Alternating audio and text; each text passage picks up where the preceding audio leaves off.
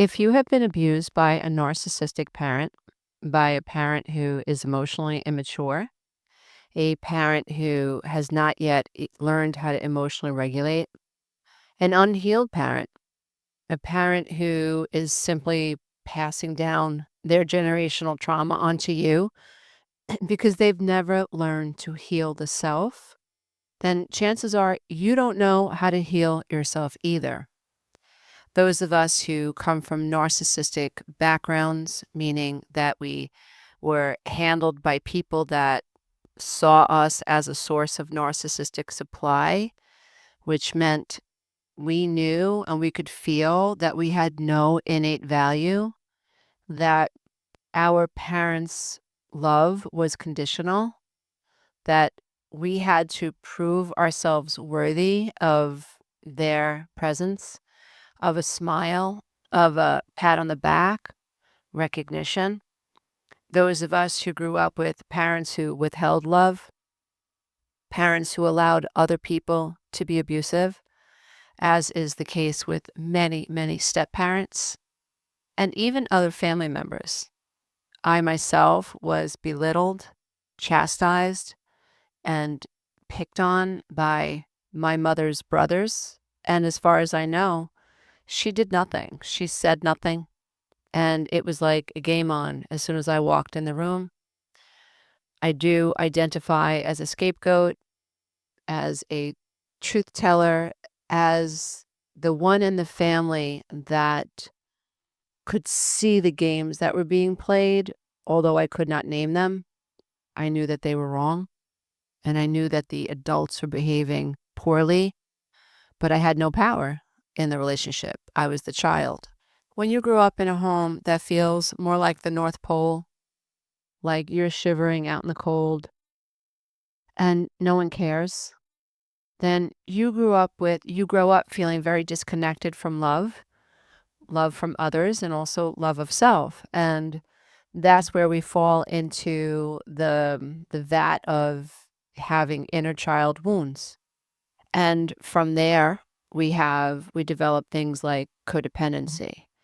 And from there, we end up attracting narcissistic relationships in the future.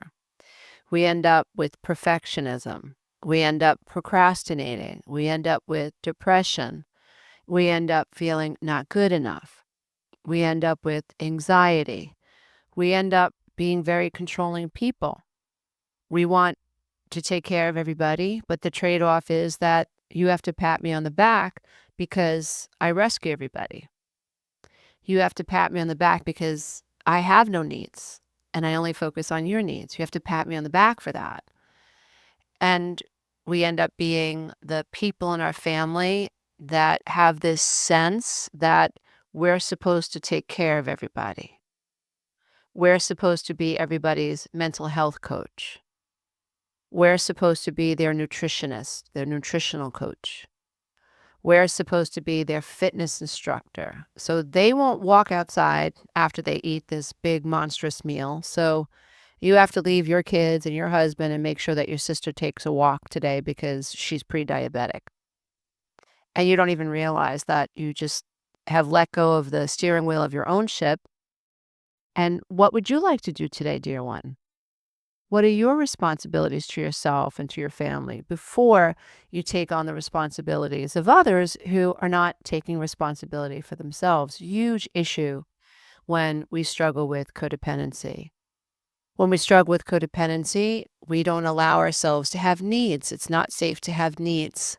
The only way to create a life that's worth living is to learn how to live from the most authentic place within you. And they've done studies where they've measured people's EMF, electromagnetic field, and it turns out that being authentic, having an authentic moment, produces the most burst of energy within you. Now, being authentic means, even if it's just momentary, I found a place within my consciousness and my heart and both hemispheres of my brain. I've developed this heart and brain coherence where for even a moment, I felt enough. I felt like my feelings mattered. You see, people have this confusion around authenticity that it's a positive state. And it is, but it's not positive because it is a positive experience. In other words, like happy go lucky, unicorn, kumbaya, let's all strum the ukulele around the fireplace. Like that's not necessarily what authenticity is. Authenticity can be the the releasing of the veils that prevent you from acknowledging the pain of childhood. This dissolution of denial, this dissolving of the barriers within that Rumi talks about that prevent me from mentally and emotionally, vibrationally, and in all sense, physically, cognitively, embracing the fact that this pocket of pain exists. That's what I call them. It's a phrase that I've coined, the pocket of pain. When I touch a pocket of pain and I cry and I let it out, sometimes I sound like a wounded animal. Not so much the past few years, but early on in my recovery, when I was learning to feel these sensations, when I was learning to embrace them, I sounded like a wounded animal. And that was because the pain was so deep, it was so somatic, it was so visceral.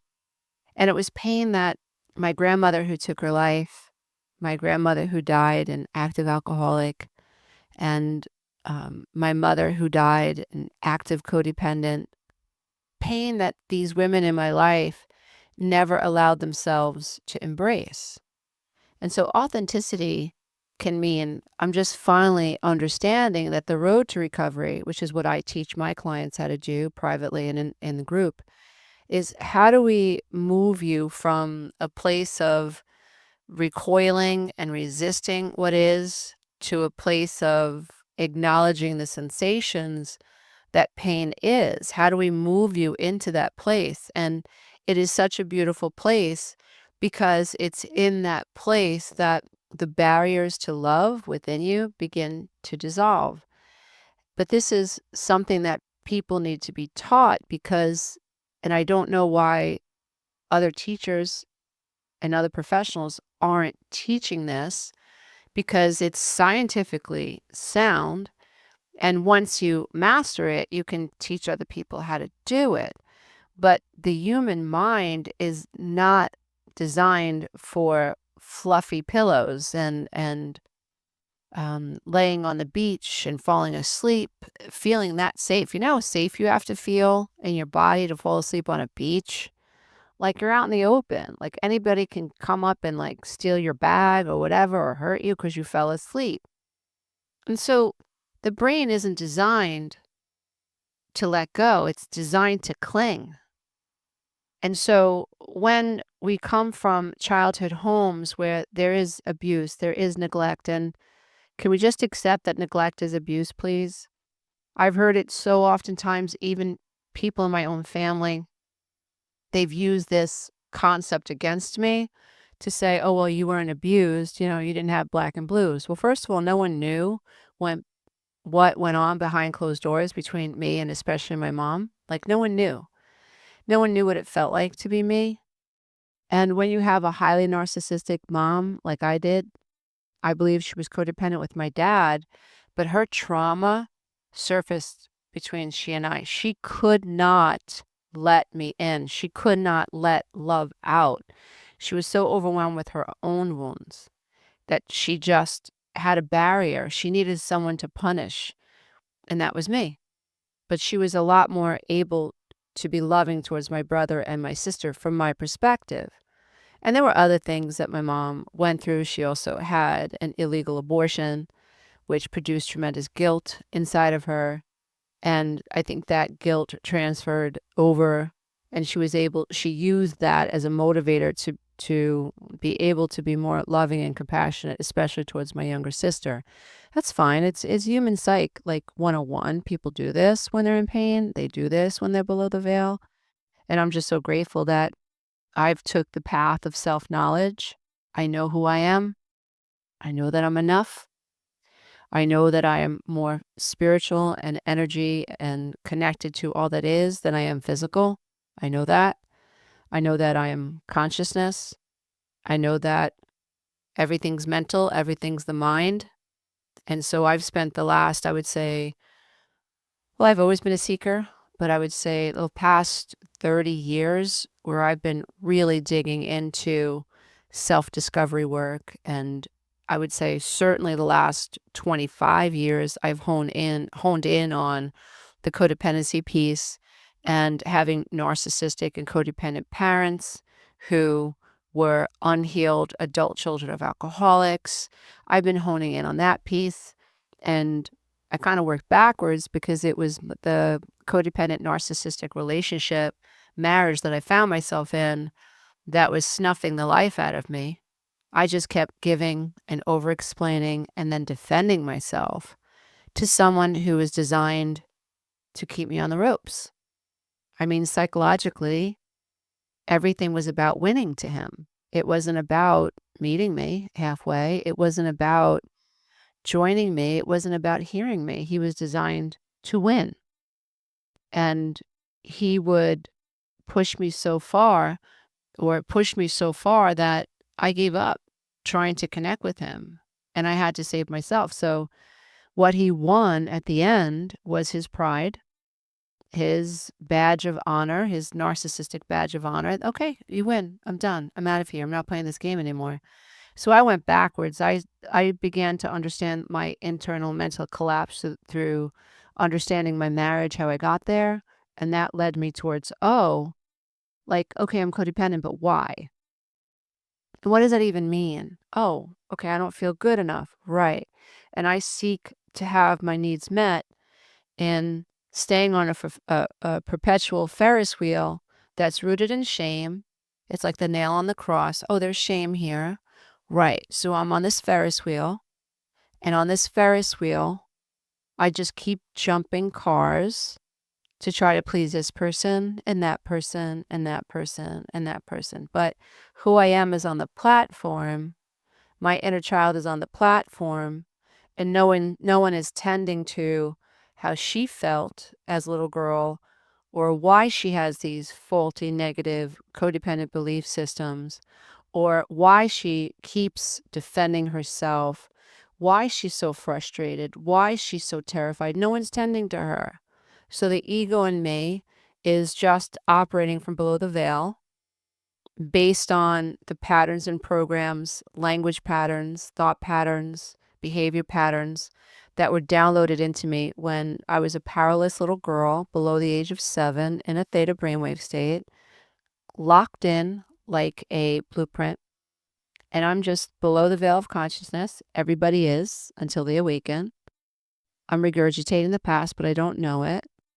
Vibrationally, on the quantum level, I've attracted my mother. I couldn't please her, but now I'm going to try to please him.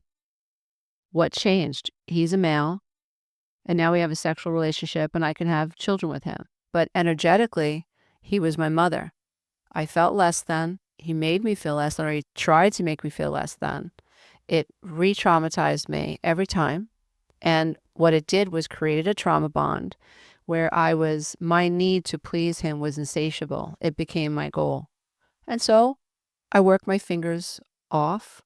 I went into business with him, didn't get paid. I breastfed in a cockroach-infested back room. I managed all the vendors, never got paid. I mopped the filthy floors. His brothers treated me like I owed them something, right? It just kept getting worse. And so I was seeking his approval. Certainly if I do this for them, they'll see that I'm a good girl. I'm not selfish like my mother always told everybody that I was. Certainly they'll see how good I am and how kind I am, and I'll feel worthy in this external pursuit. The heck with the fact that I had no hobbies, that I felt guilty about having needs, and that my brain was designed to associate fear with having a need. Why? Because your brain is designed to stay safe. And so I learned that the safest strategy for me as a child was to let go of myself and try to please my mother. Because if I displeased my mother, there was hell to pay. There was such punishing language. There was just such cold stares. There was just this feeling of, I despise you, kid. And I know that you're unworthy of me. I know that you're a rotten seed. And I want you to know that's what I see in you. It was just such a terrible experience to feel this coming from my mother. And I was a child. I was a child. By the time I was 7, her excuse was, oh, we have a personality conflict. Okay, she was only about 27 at the time too. Her brain wasn't even wired for cause and effect.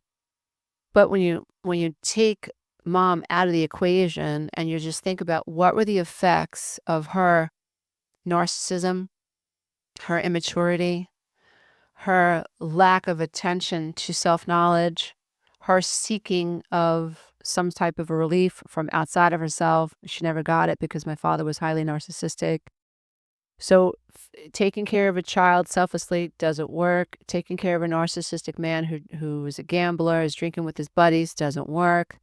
Taking care of her alcoholic mother doesn't work. Taking care of my mentally handicapped aunt doesn't work. Like nothing's working for my mom. So I became her scapegoat. I became the person that she took her frustration out on. And so, yeah, before the age of 7, this trauma program was clicked into place. It fit. Oh, okay, it's not safe to express myself, so I won't express myself. So I'll suppress myself. Thank you, depression. Thank you, anxiety. Thank you, eating disorders. Like that's what happens when you suppress your life force. It disorganizes your life, and you find ways to control your emotions in unhealthy ways. Or I would say, thank goodness I was able to count on my fingers. Thank goodness I had these bizarre coping skills, memorize license plates. Thank goodness I had an eating disorder, because those were the things that helped me feel like I had a sense of control that I could turn to, even though they were maladaptive. I don't know what would have happened if I didn't have these secret addictions that my mother couldn't take away from me, because she used to count my underwear. And she counted my underwear, right? She went through every drawer. She went through my jewelry box and she found a dollar bill that I had hidden under, when you pull up the ballerina and you peel it back, there's little glue there. I put money in there. She found it. Like I felt like a specimen on a petri dish.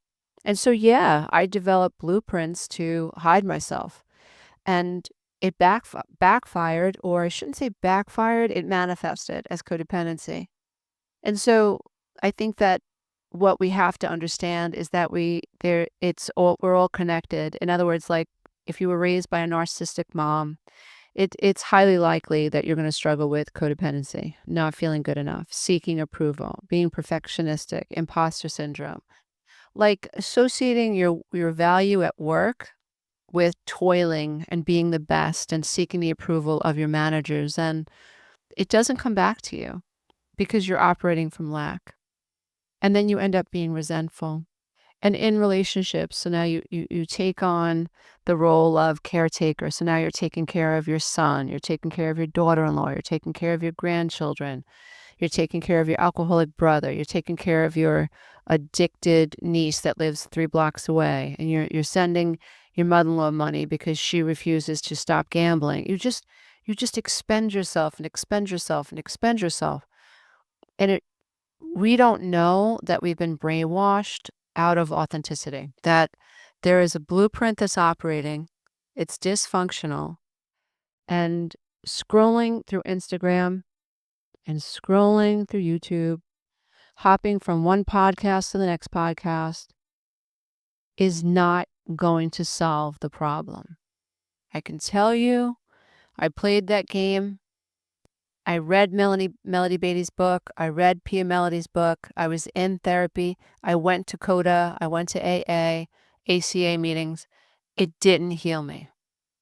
What healed me was committing to looking within, to spending an hour a day healing myself. Now, here's the thing. What is healing? Healing is not an aha moment. It's not an aha moment. An aha moment's not gonna heal you. It's the beginning of the healing process. Healing is being able to meet yourself consciously where you are, in the chaos, in the fear of the unknown, in the anger, in the resentment, in the rage, in the depression, in the my kids don't love me and I feel so ashamed of myself and it's all my fault. Healing starts when right there when you embrace it. Too many of us try to think ourselves out of the box. And when I first started coaching people, that's what was happening. And that's why I created the breakthrough method, the 12-week breakthrough method, because it was like people were hiring me, spending a lot of money to coach with me privately. And I was getting the feeling like I think these people think that I'm going to say something or they're going to hear me say something and it's going to all fall into place for them. That's not how this works. Healing is feeling where you are right now and embracing all of the sensations right where you are and learning to get comfortable with being uncomfortable as you integrate these feelings. My process is acknowledging that, like, wow, this is going to be painful. And that's okay because you're in pain anyway. And just because you're keeping yourself busy or you are a perfectionistic at work or, your kid is in every God knows what activity which keeps you busy around the clock and you get up feeling really good about yourself because you're a soccer dad, you're a soccer mom and you're escaping. You're escaping. If you need all of these things to help you regulate, you're escaping something. I know because I did it. And then after I read the books and I went to all the 12-step groups, I was still attracting narcissistic people. Nothing really changed. And it was after manifesting, and I say manifesting because I attracted it. Absolutely. How could I not be the common denominator? None of these men knew each other, and this banana lived an hour away. So I thought, get out of the zip code, get out of the comfort zone, go an hour away. Maybe it's the gene pool. No, it was me. It was me. It was me. And after that very painful experience, I finally asked myself, like, what did you miss? And what I missed was, Lisa, you're still ignoring red flags. I heard it. I heard it, but I was still ignoring red flags. And that's when I thought a little bit of knowledge is a dangerous thing. And because I went out into life after the divorce and after 1, 2, 3 narcissists and meditating and reading the books, and I thought, I'm cured. No, you're not, because I still hadn't learned how to embrace feeling a red flag and feeling the traumatic memories that come up when you face a red flag. When you face a red flag, your inner child will scream. Don't say no. Don't set a boundary. Don't see this. Don't feel this. You could blow everything up. He might never talk to you again. He might smear your name on Facebook. He might say terrible things about you. What if you're wrong? What if it's you? What if it's you? Your inner child is going to scream when you face a red flag. So I have learned that people heal better and longer with methods that they are able to drop into, methods that they can rely on, methods that they can call into their mental experience when they're feeling the trigger, when they're feeling the anxiety. Because by default, your ego is going to push the pain away and it's going to cling to whatever survival mechanism that you've had. So if you've married somebody who is highly narcissistic and very dramatic. Let's say you married someone who is histrionic, and let's say you're a man in this situation and you've tried. Maybe your mother was histrionic or hard to please or emotionally regulated and had a lot of trauma that was unhealed, and she had these issues, and dad left you to take care of your mom. Very common scenario. So now you're a man and you're trying to make this person happy, but you cannot make her happy because she's unhealed. And in her unconsciousness, she, like everybody else, believes that what she feels on the inside is because of what's happening on the outside. That's not true. What happens is we can milk an internal state that feels so balanced and so mentally clear. Although it's a journey, we can reorganize our mind and operate from such a well-balanced place that we are now so strong. We have a stainless steel spine. We know who we are. And now what we're doing in divine awareness, we're the observer. So now from outside of this monkey mind, there's this tennis ball of consciousness or awareness. Now I can observe what's happening inside of me. Sort of like standing on the beach and watching the waves crash and not jumping into the water. That's what we're trying to achieve in healing. So when I am healing, I am noticing what my body is feeling and I'm not freaking out.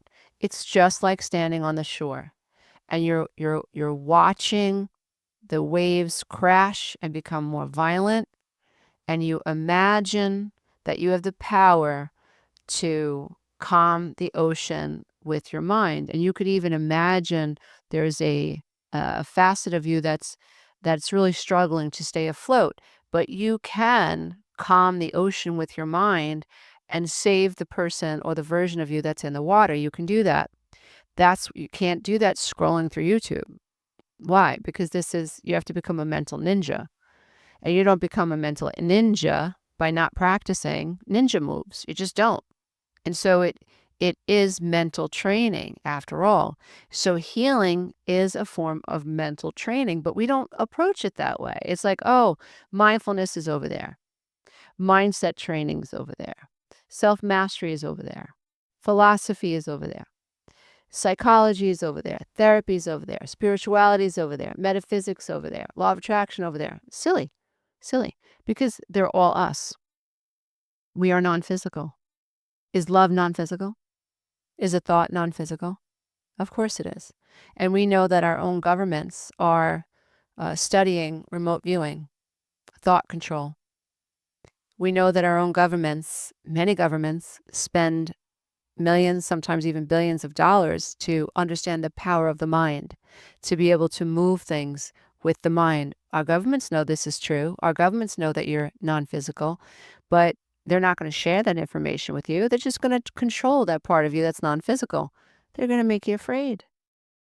They're going to push you. They're going to see how far they can push you before you say, no, enough is enough. I'm going to do it my way. How far can we push people before they claim their sovereign right to autonomy? How far are we going to push people? It's all fear-based. And that's it. Your greatest commodity is your ability to control your mind. But your greatest commodity is your mind. Narcissists exploit your mind through your emotions. And the more wounded you are, the easier it is to manipulate you. So I hope that what you hear me saying is that if you come from a home where you did not receive the love that you needed, then you might be escaping. And codependency is escapism, but it's also neurological. So codependency is nothing to be ashamed of. It's your brain doing exactly what it was designed to do because it didn't get what it needed to get. So it is a neurological issue. Your neurological pathways are wired for survival. It is psychological because your perception of self is negative. You don't feel good enough. And even that, we understand that the middle of the brain is where self-perception gets manufactured. Corpus callosum joins the left and the right hemisphere of the brain. Stress destroys the corpus callosum. So how do I develop a healthy sense of self if my corpus callosum, the bridge that bridges the left and the right brain, is destroyed due to cortisol? I can't. And so I hope what you hear me saying is that if you are codependent and you identify with codependency, it's a wonderful thing because there is a path to recovery.